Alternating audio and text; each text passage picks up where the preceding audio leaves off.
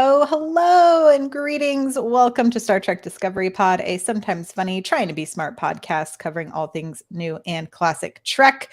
I'm from space, your Captain Myrriah Gossett. With me on the view screen, we have Clyde Haynes. It's 2020 something, y'all, and we're back on Earth. And your Romulan temporal agent, Paul Satachin, everyone. There we Hi. go. Tonight we are reviewing and discussing the third episode of season 2 of Strange New Worlds, Tomorrow and Tomorrow and Tomorrow, directed by Amanda Rowe, written by David Reed. But first, just a couple of reminders. Paul, can you tell people where they can find us on the internet? Sure. I'm supposed to remind the listeners to subscribe to our podcast on Apple, Spotify, YouTube. All links are at StarTrekPod.co. And if you love our content, please consider being a Patreon member for just $2 per episode. A Patreon at patreon.com/StarTrekPod. Indeed. And Clyde, if folks are hanging out with us tonight live on YouTube, how can they interact with us in the chat? Well, they can really just type the words capital P, capital O, capital T, capital Pod in the chat, and we will take a look at your thought, your question, your comment, and in a moment, you'll know what time it is when we ask you just to type a capital H, capital F, capital HF in the chat to give us your overall thoughts on the show. Indeed. All right. Well, I think it is time to set up a chessboard and get ready for some hot breaks. We got to get into some hot breaks. There's nothing like that deep V, man. There's nothing gotta like have that a deep V on the Frakes machine. That's some Kirk confidence right there. We should call it hot Kirks because that's a Kirk level confidence. Hot Kirks. Paul, do you want to kick us off? What was your hot freak? Sure. I thought the episode was fantastic. Like I go on the record saying, not my Kirk, and I still stand by that. But I can appreciate him a little bit more. I will say that, I was watching with my wife, and she goes like, "Did they cast Mr. Dunphy as Kirk? From Modern Family, that actor?" I was like, "Ooh, burn." But I thought everyone did a great job. Like the episode was well acted and well written. Like it just felt like really good. I love the fact that it was just like how this season Star Trek just seems to be like not caring about which character it follows in some ways. Like it doesn't like Spock was in it twice. I don't think Pike was in it. No, Pike was in it. In the chair. It's like this feels like season 6 kind of episodes where people are like, oh, I'm going Barbados. So okay, so I guess like I'm being written out of this episode or something. It was just very interesting. But I really loved it. I have a little tidbit about that, but I'll let Clyde go and then I'll get into mine. Well, I think I really enjoy this, and I'm gonna make a Ready Room comment early in the show before Myrriah has a chance. And in the Ready Room, they do a bit of a montage of kind of time travel Star Trek episodes. And one of the questions that I had for myself was, where does this stack up? Like, how does this fit into the let's go back to 20th century Earth and hang out, right? And I actually thought it stacks up fairly well. And the reason why I think that is because it gives us something, right? Like this isn't just a episode where it's a kind of episode in a bottle and they do something. Like we really do. It is not a bottle episode. It's not. We learn about Lon in a way that means something, and I think we're going to see more of Kirk, and this sets that up, that they're dynamic. We see the tensions between a lot of things in this episode, and I go, wow, like this is an episode that means something to where they're taking this season. And so I appreciate that, and that's not always the case. And I just thought it was really well done. And Paul, to your point, it's interesting. This is episode 3, and in truth, we haven't had the whole cast do a whole show this season yet, right? Yeah. Season 1, we didn't have the captain. Or episode 1, we didn't have the captain. Episode 2, we had the captain and we had Una, but we really didn't have just about anybody else. Everyone in the popcorn stands. Right. And in this episode, unless for a glimpse, we really get just La'an we get a new character and a bit of a kind of a cameo guest appearance by Palia, who is still just killing it. I mean, I like what you said. This feels like a seasoned veteran take on the season, and I'm here for it. Yeah, I am like kind of medium warm on this episode. There are things that I liked about it. There's things that really took me out of the world that they built, though, and I'll get into that like later. The things I do appreciate, though, I am loving that this has been an interesting bait and switch, because I feel like, especially on the heels of what has been going on over at Paramount and like the cancellation of Discovery, all the stuff about Prodigy, we'll talk about that later. But I was like, oh, they're like, oh yeah, of course we're giving you a show with a white cis het dude as our captain. Just kidding. We're going to have all these episodes where it's not about him. So for that, I'm excited to get to have all these kind of spin-offy feeling episodes, especially because these aren't 90s truck shows where we're going to get 22 episodes and 7 to 9 seasons to explore this. So I don't really mind that part. I had things in some of the world building and the writing that took me out of this episode, and I'll talk about that in a little bit. But overall, I really enjoyed the performances. I am buying this Kirk more than I did last season. The other thing is this is also an alternate timeline Kirk, so I bought it as alternate timeline Kirk. And so I give it to Wesley, because he's having to really play a lot of versions of Kirk without having spent very much time as actual prime timeline Kirk. So I think he's building. I like you were saying, Clyde, I watched the Ready Room. I thought his interview on the Ready Room made sense about how he's trying to build this Kirk to eventually be the Kirk that we saw in TOS. I also love timey-wimey episodes. So, and I thought it was really fun to get out of the studio and to shoot some stuff like out in the real world. That was exciting to see, because this was our Strange New Worlds here on Earth. Sure, yeah. So yeah, that was kind of where So we you kicked like off. Lieutenant Kirk? I do like Lieutenant Kirk. Yes. Yeah. I guess I'll start with, so we start with La'an. You know, she's like making friends, but still having a hard time. I feel like she is still grappling a lot with this concept of like where her DNA can potentially point her, what her family history is going to have for her. I liked the little hand-to-hand combat scene. I thought there was some really funny, like whatever Spock was like, I'll try to practice less vigorously. I don't know why that line made me laugh so hard, but it did. And then we quickly jump into, you know, this encounter with the time traveler, who shows the same map that we saw in Voyager's temporal episode, where 7 of 9 has to kind of go through the same rigmarole over and over again. I did want to ask, though, from the beginning of the episode to where we landed, were you getting a Kirk La'an vibe from the top? I you know, especially on the second watch. So the first watch, I was like, I don't quite get it. And on the second watch, I said, okay, so what I want to see is, how does this happen? Because it feels like she falls, she's interested in him pretty early. Mm-hmm. And I'm trying to figure out why, right?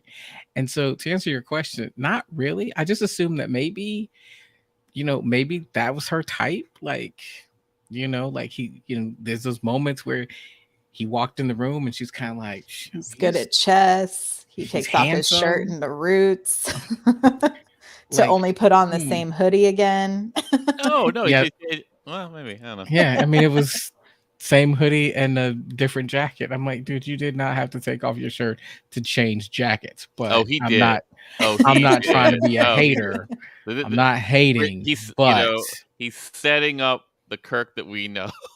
listen. Just this was the first glimmer I saw of the Kirk that we know. I was like, oh, this is a little swag, you know, like. There was a time in my life where I kind of had the abs, and yeah, if there was a woman, would I take off to flex the abs just to put the shirt back on?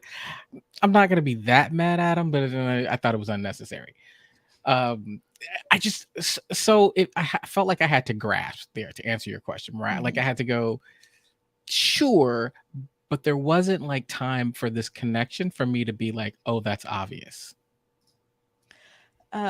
yeah, it felt I had to keep kind of going back and rethinking it, and I was like, I could see it. And here are some things that I think could have helped the romance vibes where and this is such a like a nitpicky thing, and I'll say I understand making anything in television is really hard, but I always love the music in most Trek episodes, but I thought the needle drops of contemporary music that they put in this episode were terrible choices. Whoa. Because I was like, oh, if you want me to believe there's some chemistry going on between these characters, these are prime opportunities for you to give me some emotional manipulation through music. With the chess, because the only time they do a needle drop in this episode is the chess scene and the car chase.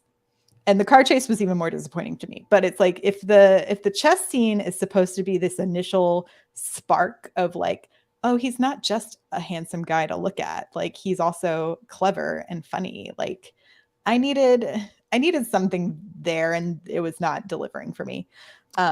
I don't know. Maybe the chess scene is also the first thing that took me out of this entire world building, because how much money are you making playing chess that you can then afford what looks like at least a 4-star hotel, a bus, a taxi to Vermont, enough money to bribe a border officer? I was asking myself the same question. Like, who are you hustling? And when did chess become the hustle game? Like, also, how are you playing a cash game with no cash to put on the table?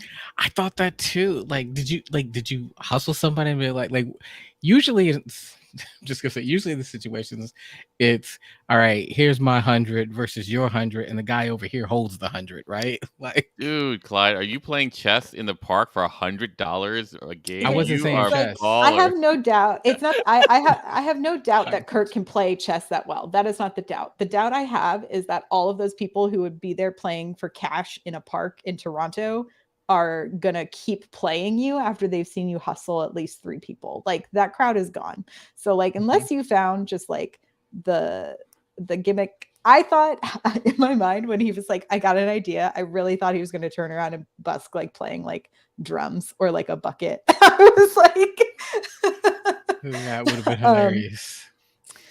But it took me out of it a bit. So would you say, Myrriah, that maybe because it took place in Canada, this is not how Canadians would behave because you're Canadian? Listen, I just don't think in any major, it's like Toronto is a major city. Like if you like go to any city where there's people, playing Follow the Queen, there's people playing chess, there's people playing dominoes, like that is definitely happening. Is it happening in the winter in Toronto where people are going to sit around and play you for cash and watch you pile up enough money that apparently you can bribe a border officer after a terrorist attack to get across the border?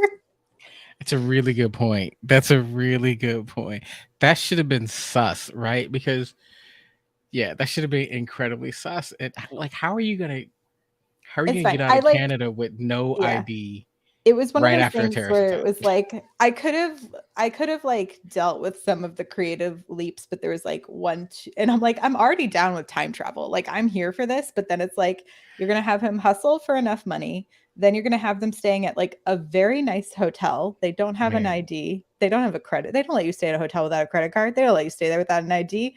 How much cash did you win in this park that you could just drop and be like, well, here's like $500. Just let us stay in this hotel room for the night. I'm just saying, like, this, maybe not now, but maybe 3 years in the future it will be. Like, I just, as someone who's had to sit at the Canadian-U.S. border, driving and taking 3 hours to get across the border, as someone with like actual paperwork, it is. I don't know. As someone who sat at the Canadian Carolyn border. Pod, why not have her have a cabin somewhere in Ontario? I was literally there's so many easy fixes for me to not have to think about this, which is like, oh yeah, I had a cabin outside of Montreal in case all of this didn't happen. Fine, great, lovely. Yeah. Look, you're talking to someone who has been at the border where they suddenly realized their passport was expired, right? So the idea of like this, I did struggle with that just a little bit. It's like, how, man, I got a lot of money. Like, it sounds to me like there's that 30 Rock episode where like Tina Fey goes out on a date with Michael Sheen. Is that his name? Michael Sheen, and they go see Hot Tub Time Machine, and Liz goes, So let me get this straight. You don't have a problem with the hot tub time machine part. You have a problem with the hot tub water heater. It goes like, I've been in the hot tub. It doesn't get hot that quickly. This is what you sound like. I'm fine. Give me magical, timey-wimey, all the gadgets, all of that. But the minute you're like, I bribed a border agent at the Canadian border after a terrorist attack, like, now I'm out. Here's where I'm sus. Where I go, like there Kirk is buying hot dogs and just eating hot dogs with nothing on them. That too. Crazy. Who eats a hot dog with nothing on it? That I go like, that's crazy. Like, and then he goes and gets another one. Listen, he's trying to force a hot dog. Like, I guess if you only have eaten replicator food for like your entire life, sure. But like, here's the thing: there are plenty of hot dogs that you can get plain and that are absolutely delicious. The problem is none of those hot dogs are on a cart in the street. You need some ketchup, some mustard, some relish, some chili. You need something on them. And he was just like, yeah, plain. This is great. Hot dog water. You know, it could be that, like, because the next scene is like La'an in bed, and then I can't sleep, and then I'm going to look at Kirk, and then I'm going to go back in bed. I always thought that like them trying to go, oh, she's really hot for him. But maybe she's going like, maybe this guy's a serial killer because of how he ate the hot dogs, and she's going to check on it. And it goes, oh, no, he's not a killer. And then his eyes open and looks at her and goes, maybe I should kill her because the hot dogs. I don't know. It was just the hot dogs. Anyway. Yeah. So these were the things that took me out of the episode, and I started spinning about, and I had to like recheck myself in. Well, Myrriah, there's another one. But it happens at the end of the episode. Do you want to talk about the one that I was like, wait, what are we doing here? The one, is it the leaving a gun in a child's bedroom? I love that. That was so great. That's how Khan becomes Khan. Look, oh, now I have the power. I am the captain now. I am the captain now. There's a good question from Carmen, so we can kind of jump to the end, and we'll kind of work our way back. But like, essentially we get to the point where, Destiny, however you want to say it, has intervened, and essentially La'an has to save her ancestor who does terrible things in order for the future to actually happen, right? So it's that big split. But Carmen asks, can you explain the timeline with Khan being a kid here and Khan's age in TOS? I'm confused. What am I missing? So the producers of the show have said that they decided to, part of I'm calling her Millennial Romulan, or like undercover Romulan. She explained she's been here since 1992. It was supposed to happen in 1992. But the Romulans have been essentially messing with the timeline enough to where now Khan has not happened yet. And one of the reasons the producers decided to do that was because they like when Trek is within our time, it can make sense in our timeline, so that there is hope that Trek and Starfleet can one day happen. It's something that they have always liked having. And, unfortunately, the 90s set stuff in the 90s that did not happen in the 90s. So they've retconned it a bit. And I don't mind it. I think what is interesting is the potential for this Romulan temporal wars to perhaps be our plot point of what's going to happen in the Section 31 movie. If they're kind of pre-setting that up, that could be interesting. Because we've never really seen any of the temporal wars really played out extravagantly in a Trek series. So that could be interesting. But yeah, and I also thought, there's another kind of point. So La'an doesn't recognize the Romulan ship when they're kind of going through all the photos that Millennial Romulan is showing them. And so Strange New Worlds does happen before Balance of Terror in TOS. So La'an and most of Starfleet still don't actually know what Romulans look like or what their ships look like, which I thought was also kind of a fun nod and interesting. Does, right? Huh? But that Kirk does, because of the Romulan interventions, the war between Vulcans and Romulans and apparently Earth. Yes. Listen, to try and get us back on track, I really do like what Chupi says here. She says, I seriously think it was more about La'an recognizing what it's like to not be alone or in fear of ostracization. I agree. I agree that if we focus on the fact that this is an episode about La'an being around someone Right. who doesn't know her lineage and Mhm. the burden, and just it's like, oh, I get to be a normal person for a while without all this baggage. Like, as I focus on that, and I think especially the first watch through, that's where my focus was. It's like, oh, this is a great little story.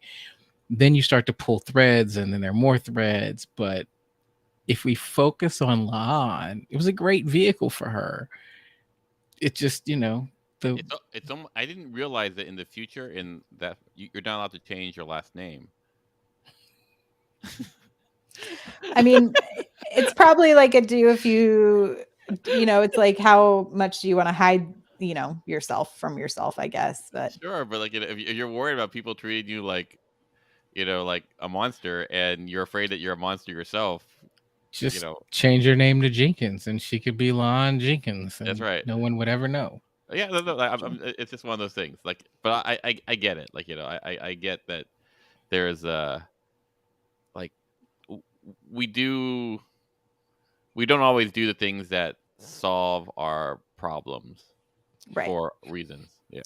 And I think too, to Chippy's point, like, yes, I really enjoyed seeing. I thought Christina Chong did an incredible job in this episode. I really enjoyed her performance, and I'm excited to see more of La'an and like what her journey will be. I think I felt like last episode we had such a profound statement from the lawyer to her that I'm enjoying that we get to actually see that continue into this episode, because often Ripple. yeah, it's like the ripple effect is continuing, and in this one she gets to actually see what it would look like, right, if her lineage was not there, and how sometimes the terrible actions of your family can lead you to be the better person, right? So yeah, I did enjoy it in that aspect. What else was I going to say? Oh, they also mentioned, I mean, I think a lot of this too was originally this episode was going to be set in New York, but then they couldn't really figure that out. Yeah, they couldn't afford it. And so and like Toronto often is the fill-in for a lot of cities all the time. And they're like, well, like let's pay a little homage to our actual home base here where we're shooting, which I enjoyed. But I think some of these issues that I have with the plot would have been solved if this all took place in New York and Vermont instead of Toronto and Vermont. I see, because the chess games in New York are high stakes. Well, it's not such. I understand people play chess for money. My problem is, how do you play a money game with no money to begin with? And then how much money are you really making off of these chess games? Anyway. Especially for 4-star hotels in Toronto. That's what I'm saying. But like maybe it's the hotel right next to the disaster site, so it was just like a good deal. I mean, I have a job, and my first thought when I looked at the hotel was, "Dang, that's a nice hotel. I don't think I could stay there." I was like, weird. It's got 2 rooms. I was like, man, that is a great Motel 6. And a view of the bridge, fully stocked mini bar. Listen, I've been into a couple hotels lately when I've been traveling for work, and I'll be honest with you, I haven't really seen a mini bar. I don't think they really do. I mean, it's supposed to be, if this is supposed to be 92, then maybe they had mini bars in 92. But that was a nice hotel room. Just saying. Yes. Anyway, there's a lot of like, why is New York better? New York would be better because then they didn't have to cross a border and they didn't have to bribe an agent. Anyway, it would have made more sense to me logically. The logic is not sound. Like the whole Canadian border does not have agents on every single thing, so they could have off-roaded around it, right? Right, but then they said we bribed a border agent. I was like, just show me them like sneaking out the underside of a bus, like, or just not mention it. Just not.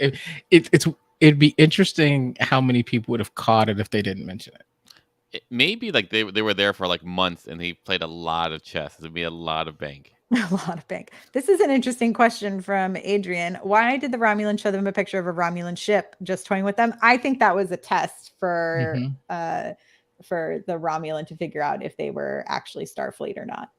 Was to see if they recognized it. And they failed. Yeah. I thought the other thing I'll say is I thought it made more sense to me once she was revealed to be Romulan, because at first I was like, this person is too normal to be a conspiracy theory person. Sure. Like I would have liked a little bit more chaos. Like yeah. I do wonder though, like, here's like if we're poking holes, if that's what we're doing, right? Like I go like, so where Khan is, and the thing that's stopping you is a door. Like you got these photon charges, you got all. Well, maybe she didn't know where it was. Maybe she followed them there. I don't know. That is interesting. Like they needed La'an to open a door, right. and why would La'an's marker like open a door? Because like it's like the kids have like access to the outside world. Because I don't know. It was just one of those things where I was going like, huh. I'm not going to think too deep about this because its emotionality is it's really nice. I'm gonna. Well, I think it's that the institute, right, is like one of the kids' last names come from that institute. It's not, so I think she's also related to whomever. It's not that she's just related to potentially Khan. She's related to everyone who was involved in that, right? Maybe like I might have missed that. Yeah, that's another thing. We never did an explanation of why he was at that location. But it could be, I think a lot of this has to do with the fact, I think a lot of this is retcon because it's taking place in this like Romulan affected timeline, right? This isn't like the timeline we've come to know. Yeah. Right.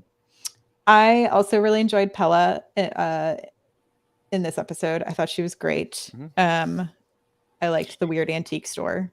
She steals the scene. I'm sorry. Like when she's in the scene, it's just it comes alive. It really does. She brings a lot of energy.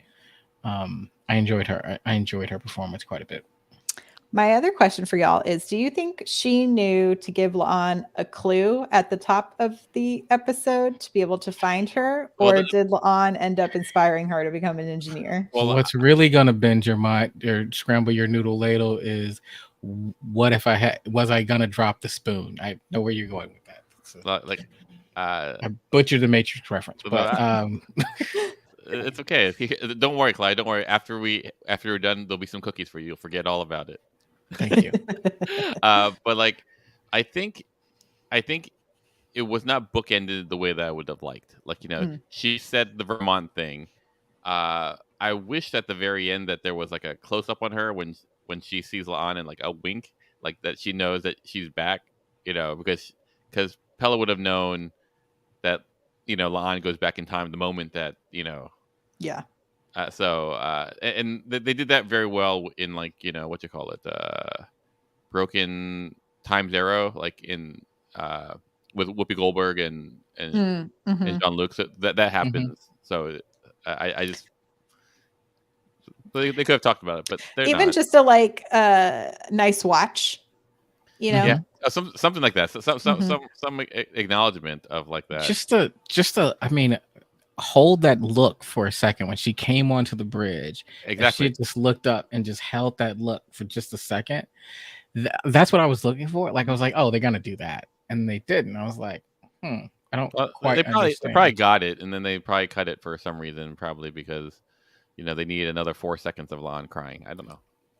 But yeah, because then that begs the question is like when that temporal agent is essentially like, La'an, you can't talk to anyone about this. It's like, could she technically talk to Pella about it? Because but granted, it was like hundreds of years ago, so she might not remember, but it's like, but to me, there's a whole conversation that has to happen now, because what she understands is one, the whole thing that's interesting about this, and again, we'll scramble your noodle, is that she wasn't an engineer right when La'an met her, and La'an basically gave her the idea to become an engineer. Yeah, that's what I was like, oh, is this why she's there? Very interesting. Good point, Carolyn. Why doesn't a temporal police have a time counselor for people traumatized and silenced by saving the timeline? That's exactly what my wife said. Like as we were, well, what the hell? Like, shut up! Don't talk to anyone. We won't even help you. And then leave. And then just be like, all right, like on her bed. Although I would say, like every time I see like the crew quarters on this ship, they are nice. They are very nice. They are Motel 6 nice plus. Like they're just like a Canadian Motel 6, like but like, oh my god, I'm going like, wow. I know she's crying, but this room looks beautiful.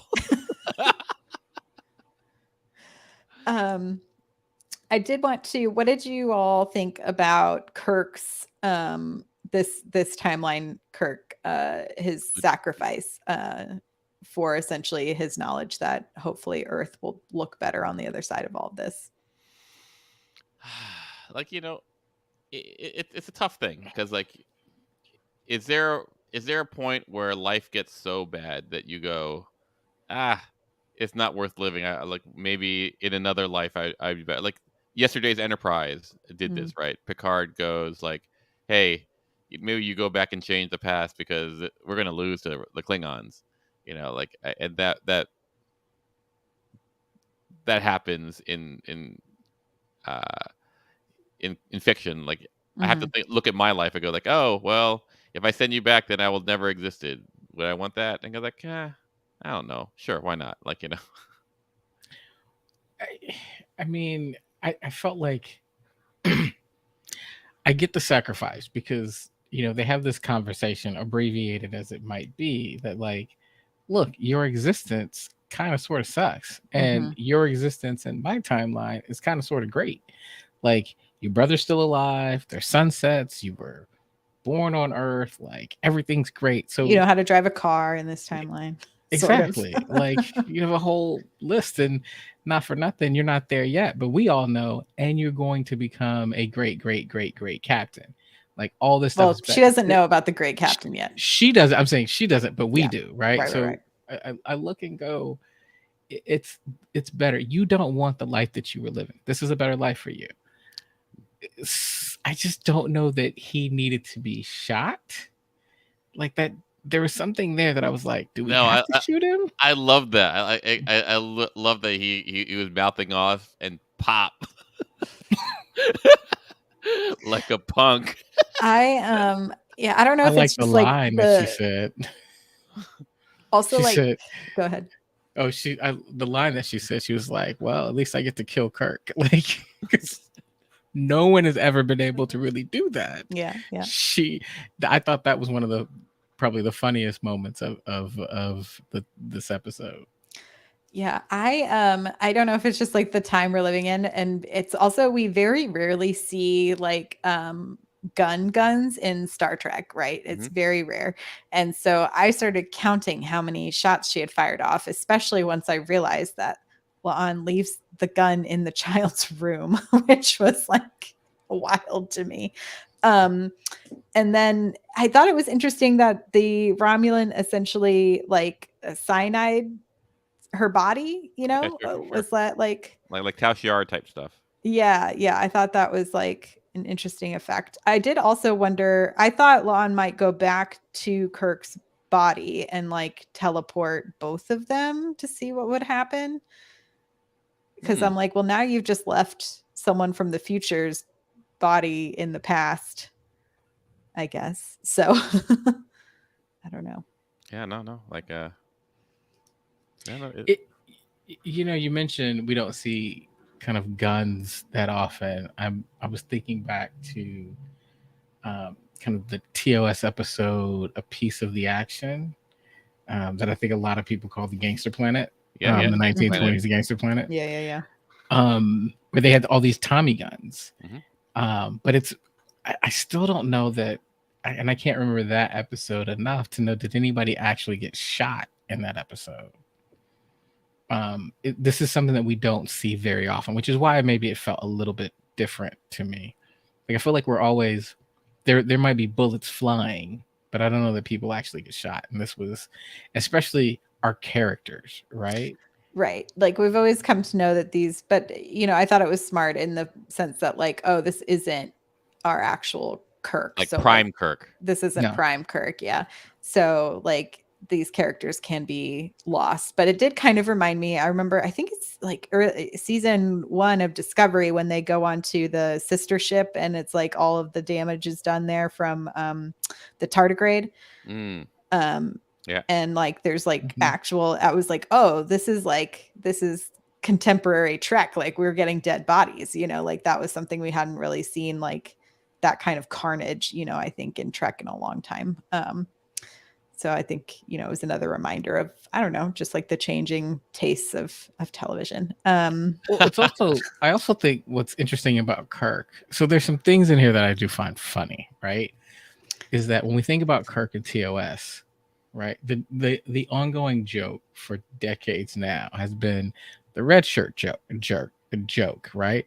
How many red shirts have gone down on away missions with Kirk never to come back? So the fact that now he's on an away mission, right? And he's the one not evidently coming back. Yeah. He's the red shirt. It's kind of funny. Like it's kind of ironic. I mean, What I think it would have done been was give him a red hoodie. exactly. Yeah, That's exactly where I was going, Paul. That Would have been perfect. funny. They gave him a red car. Yeah, they did give him a red car. But I thought the car chase scene was fun. They apparently did that all on the AI wall, or the big. Did they really on the volume? Mm-hmm. Oh wow!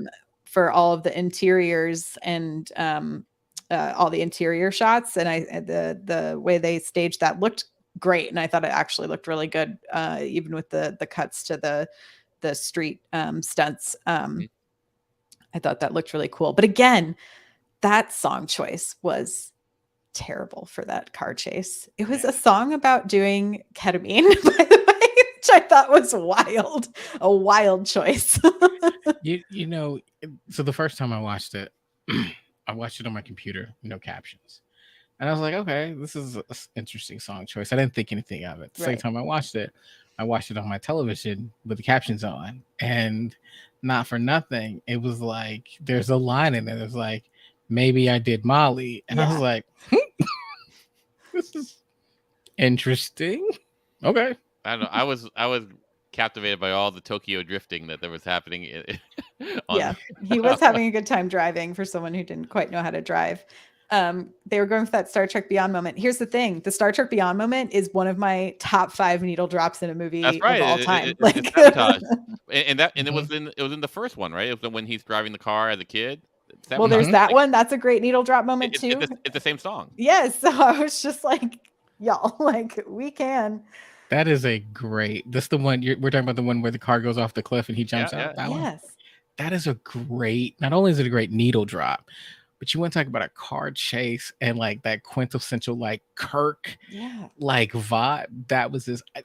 I thought the car chase was interesting, but it didn't feel Kirk-esque to me, right? Like, I think it didn't have that Kirk swag to it. It wasn't prime Kirk. It's not prime Kirk, but I think that is also my uphill battle, is that I just like love Chris Pine's Kirk so much.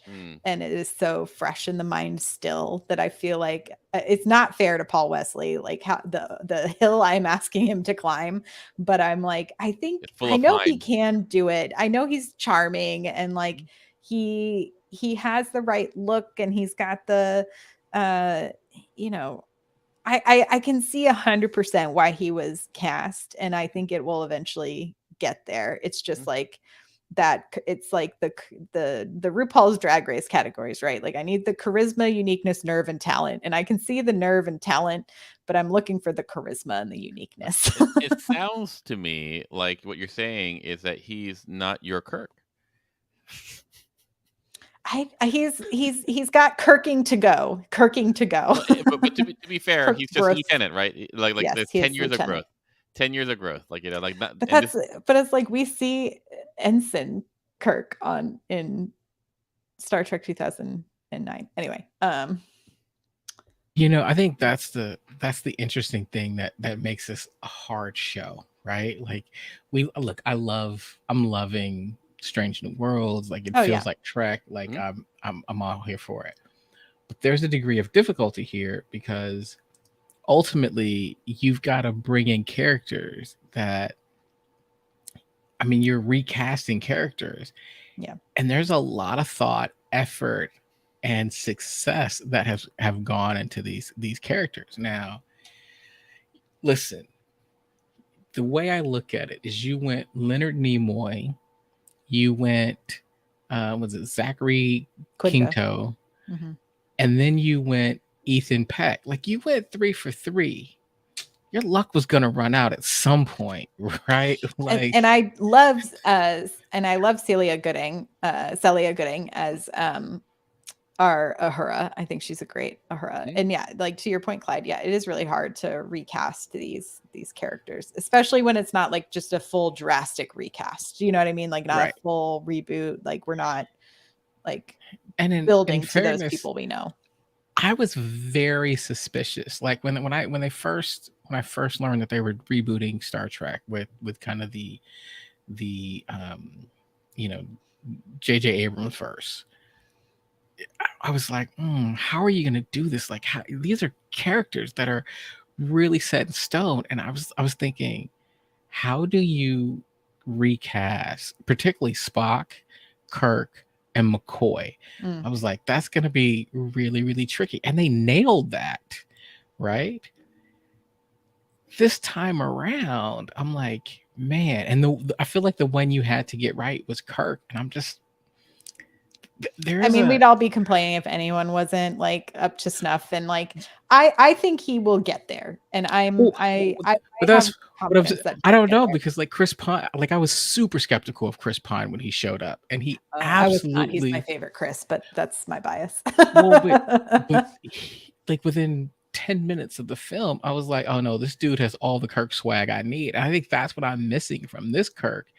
Is I see no swag, and we say, oh, he'll get there. Well, what they did it with Chris Pine is they showed us that he was basically born with swag. So yeah. Like, well, I see Choopy. Choopy is a fan, and here's the thing, Choopy. I did watch the Ready Room, and I understand his thing about I'm playing it at a 3 so I can get to a 10. But here's the thing: I do need like if they want me to believe that, especially in this episode, if they want La'an to like be into this Kirk. I didn't believe it until the bedroom wander around and the peak was like my first inkling. So that was like a bigger jump for me to get to. Oh, really? I think that's why I was like, give me some musical emotional manipulation to believe that this is a charming man in this like chess game. Or like, I don't know. I needed some more like longing, lingering, a lip bite. Like give me some more like if they had to change clothes in a phone booth together. Like something like I need some tension building. Right now there's not enough tension for me to believe that kiss was like, oh, I wanted that kiss to feel like I needed that kiss, and I think I needed a little bit more tension building. So there you go. Well, that's Myrriah's take. That is my take. It's like, here's the thing. I had a great time watching this episode. Again, Christina Chong is like an incredible performer. I thought her performance was great. I think it was just like, I got very caught up in a lot of the nitty gritties this episode. She was excellent in this. And I don't just mean her, but I mean the La'an character was phenomenal in this. And consistent and kicked steady. Ass also. Yes. All of the fight choreography was great. I thought her and Millennial Romulan had a great hand-to-hand. Yeah, and I like the fact that it wasn't like I'm just gonna destroy you. It felt like a real fight. Like I was like, oh, what's gonna happen? Like I was kind of on the edge of my seat. Like it was thoroughly enjoying. And yes. Yeah. The other thing is like La'an is one of the few characters we don't really know outside of Strange New Worlds, right? So she is one of those characters where there are more stakes in watching her fights and watching things happen to her, because we don't actually know what happens to her post Strange New Worlds. So it is, I get more enjoyment, I think, out of some of her plot lines because they are more mysterious. Like I don't have canon to look forward to and be like, oh, but I know everything's going to be okay. Like I truly don't know that for her character. So I think that ups the stakes. Yeah, no, that's true. Like the thing about a prequel is we kind of know the fate of many people on this ship, right? Or at least kind of 3, right? We know what happens to Pike, we know what happens to Spock, we know what happens to Uhura, right? So they're almost invincible. So it's hard to put in Chapel, yeah.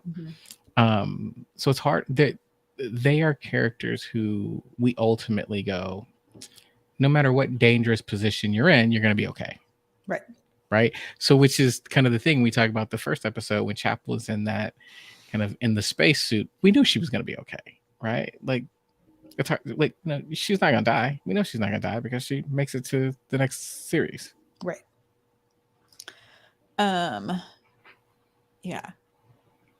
I think next episode that was what I was also going to say. So my little inside intel of why we also are not seeing as much Pike in these first few episodes is I believe this was right when his child was born, and so he was taking more time away to be with his newly born kiddo. So I believe that's why we're not getting as much Pike in this first half of the season. Like, do you know what the kid's name is? I do not know for sure. It's actually interesting. It's Peanut Hamper.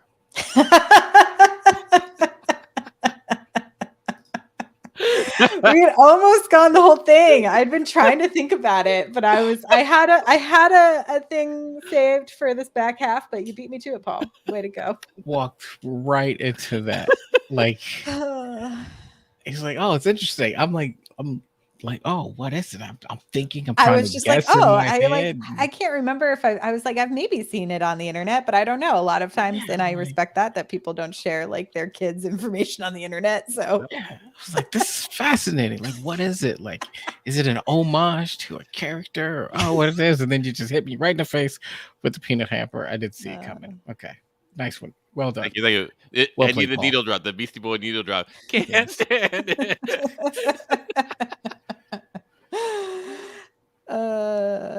Anyway, no, I'm excited about the next episode. Yeah, we get to see another away mission, which will be fun. I did want to just say I am very sad about Prodigy being removed from Paramount Plus. Yeah, that is crazy, right? It is the biggest bummer, but from what I have heard is there are conversations happening because it's technically a CBS studio project. It is not a Paramount Plus project. And so they are trying to potentially move it to a new home. And or from what I have, Nickelodeon has also dropped it. So it's not going to air on Nickelodeon either, which really sucks for everyone involved because that's where they definitely make more money is when it airs on actual TV.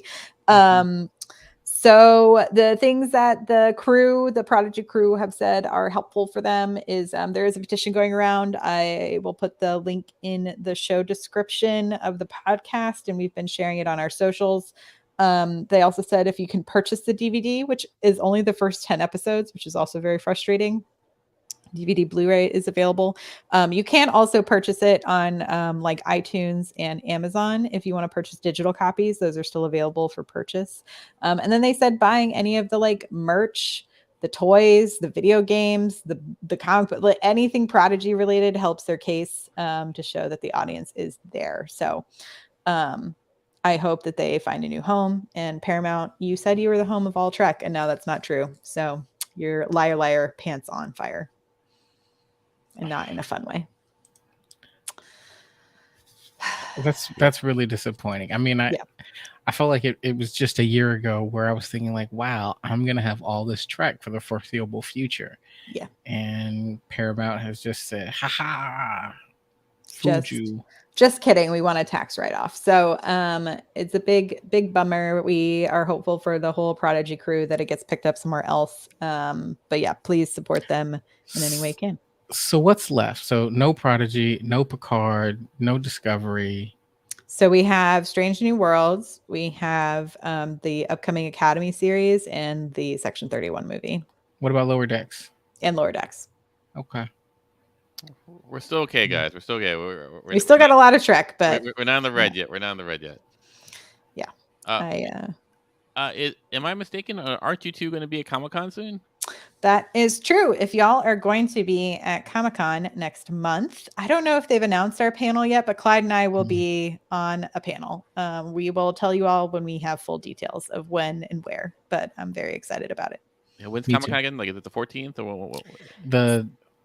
It starts like the 19th, I think, or something like that. The July 19th to like the 24th, I think. It's whatever that like Thursday to Sunday and I believe our panel is on the 20th, that Thursday. Yeah.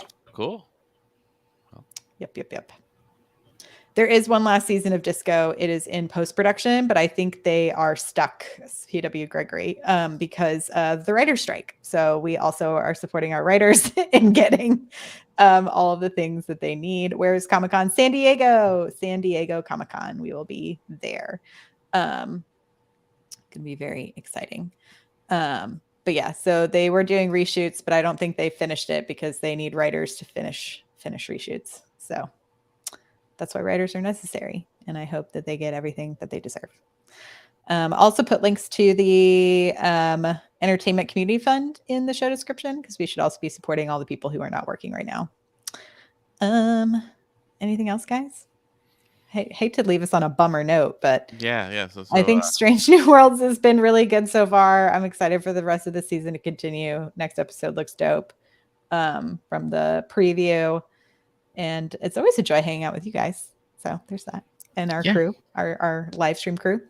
Listen, at the end of the day, I'm still enjoying this. And it's a great thing to do on a Thursday, is to watch a little Trek and then get to talk about it with not just you two incredible people, but all of our listeners, our live streamers, and our Patreon community. So, I mean, I always, after I've seen it, I like to jump in our Patreon Slack channel and check out the spoilers thread. I don't always comment, but I like to check out what people are talking about and see what they responded to. And maybe later on this evening we'll have a lively chat over Kirk versus not my Kirk, and Mark can be mad at me for the rest of the night. Well, okay, so just a tangential thing. If you were to buy hot dogs on a cart in Toronto, what would you put on it? Ooh, this is easy for me. Is it? Well, you go first, yeah, buddy. Yeah, ketchup and relish. Ketchup and relish. I'm more mustard relish person. Or if it's an option, I like barbecue sauce. Ooh, like I also am a relish person. I tend to go relish, onion, ketchup, mustard. But like I tend to go like 50-50, like 50% hot dog, 50% condiment. So 50%. if I'm in depending on the mood, and if it's a little chilly outside, right? So if we're talking about late fall, early winter, and it's just me, and I don't have a place to go, chili. That's when I want chili. Ooh, a chili dog. That's good. But chili specific, because if I'm going somewhere, there's just too high of a chance that chili is going to end up on me somewhere. Oh yeah, that's a no-go. It's what I call a shower meal. That's when it's so good you have to take a shower afterwards, because there's just food everywhere. So there is this, not to harp on this one point, but like when he's eating the hot dog, I'm sorry, I'm a food person, okay? I get it. And I just see him take a bite, and I go like, how many takes do you have to do that? And it's just this dry. The bun also didn't look very appetizing. No, it looked like a dry bun. It seems like the weirdest thing to harp on, on an episode, but like it was like this is crazy. Especially because all the food scenes with Pike always look fun and good. I know Pike is looking all like they do such food justice here, and then but justice for the hot dog, justice for the street dog. Listen, Pike's food is always like indoors somewhere where he's chopping it and cooking. Did look good. The poutine looked good. They also went to a good poutine place. Yes, so I'm with you. But the thing about a hot dog is listen, a street hot dog. There's a reason why street hot dogs need condiments. Is that you've taken food and it's outside in hot dog water, and the buns are exposed to the elements. So no, I've never had a street hot dog where I've eaten and gone, man, you know what? I need another that one. Bun was really great. I love that bun. That's a good bun. I've never said that. So that's just not happens. And listen, to me, Nathan's Hot Dog in New York is probably the upper echelon of hot dogs. No, there are plenty of good hot dogs, but you looked at it just looked like a dry hot dog, and you see him take a bite, and he goes, "Oh man, I gotta get another one." I'm going this dude is crazy. The line would have been, "Oh, I need ketchup." It could have been a. Or I could have gone "Oh, you could put ketchup on that," and he goes, "What's ketchup?" Anything, anything. but just like oh my god, you're a psycho, man. Phasers on full. My god. We have a Star Trek podcast, and we've spent I don't know Most of it 40% of it talking about hot dogs. dry hot dogs. Yep. Well, guns welcome to Hot loaded Dog guns Chat. on tape. Welcome. This is Hot Dog Chat with me, Paul, and Clyde. Tonight we're going to be discussing toppings. That's Yes. right, topping. That's right. I don't know. Hey, Next- if by any next chance you week, listen to us, buns. Akiva, I still love the show. I'm just, Next hot week dog we're going to critic, talk apparently. buns. Is it whole wheat, potato, right. Kaiser? And you should listen to our sister podcast. Do you or do you not leave a gun in a kid's room? We call it the Gunplay Podcast with Myrriah, Paul, and Clyde. It's With like our the guest opposite star. of That's right. Like with our guest, Canadian citizen, Kanye Newsom. okay, this was wild. All right, I think that's it for us tonight, guys. If you want to subscribe to Patreon, we'll be doing a whole extra hot dog hour.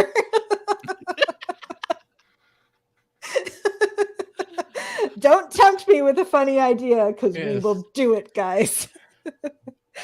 You can subscribe, rate, and review on Apple. You can visit StarTrekPod.co to find links to everywhere to listen or watch the podcast. You can also find our Patreon link there. Clyde, where can people find us on Twitter, where they can tell us what their preferred hot dog toppings are? Yeah, get at us, tweet us, DM us all your hot dog topping concerns at Star Trek Pod. Come on down. Thanks, Karen, who runs our Twitter page. And so sorry for all the hot dog comments you're about to get. We will see you all next My week. bad. Live long and prosper. Live long, prosper, Bye-bye. everyone. Have a good Bye. hot dog.